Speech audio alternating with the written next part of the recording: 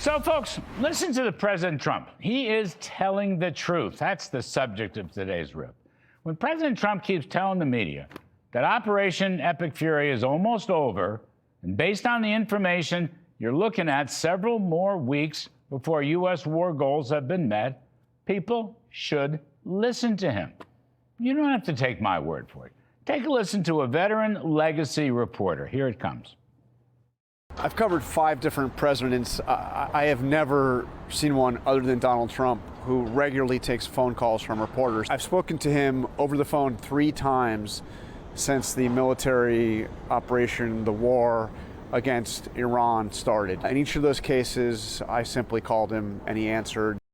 There you go, Jonathan Karl. I know him well. Ironically, while so many politicians and media people don't listen to President Trump, financial markets are listening quite carefully. For example, markets know that our war aims have nearly been met to prevent Iran from ever having nuclear weapons, to destroy their long and short-term missiles and the launchers, and to keep the Strait of Hormuz open. Those are the main goals. So because of Mr. Trump's credibility and the credibility of the mighty U.S.-Israel military and intelligence operations, oil prices have come down a lot.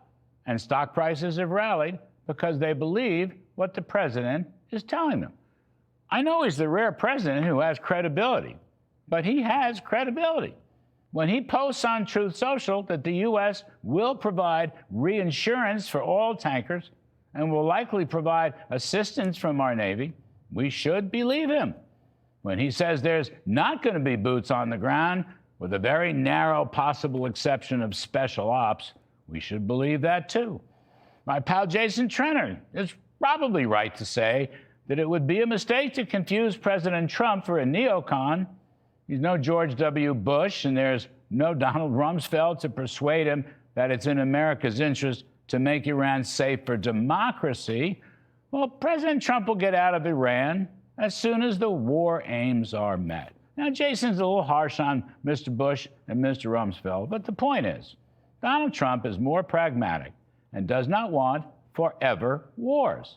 His goal is to end the forever war waged by Iran on the U.S. and on civilized peoples. Mr. Trump can achieve this with military might in a relatively short period of time. That's exactly what he's doing. And the job is nearly complete, as he keeps telling us. But so many political geniuses don't want to listen. Of course, there's always a certain fog of war. Information can change. Unexpected events can certainly occur. But if you look carefully at what's happened, the war is basically over. That's what I think. To quote the commander-in-chief himself, I think the war is very complete.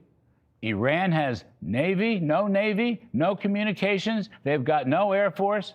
Their missiles are down to a scatter. Their drones are being blown up all over the place, end quote. I think we're really entering the mop-up stage. Now, at this stage, the way I see it, Mr. Trump is moving to win the peace after having crushed the Iranian enemy during the war. He is bending the arc of terrorism. He is changing the course of history. He is remaking the entire world's balance of power. And oddly enough, a lot of people don't seem to understand it. But they should, because he's been telling it to them straight. Listen to President Trump. He is telling the truth. And that's the riff.